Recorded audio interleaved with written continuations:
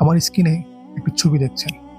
ছবির মধ্যে একটি তাজা ফল এবং একটি পচা ফল। আমাদের পৃথিবীর মধ্যে 99% মানুষ এই তাজা ফলটাকেই নিতে চাইবে, পচা ফল কেউ নিতে চাইবে না। আচ্ছা বলুন তো, একটা ফল কখন পচে? একটা ফল তখনই পচে যখন তাকে সময় মতো ব্যবহার করা না হয়, অর্থাৎ সময় মতো তাকে যখন খাওয়া না হয়। এখানে তার মানে কি দাঁড়ায়? তার মানে যখন আপনার সময় হয়েছে তখন আপনাকে ব্যবহার না করাটাই আপনার সাথে অন্যায়। এই জন্য পৃথিবীতে নারী এবং পুরুষ দুজনেরই বিবাহর একটা সময় আছে।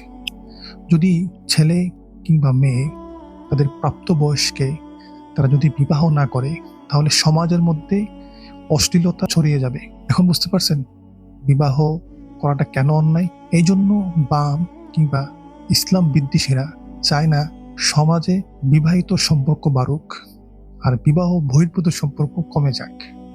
কারণ এই বামরা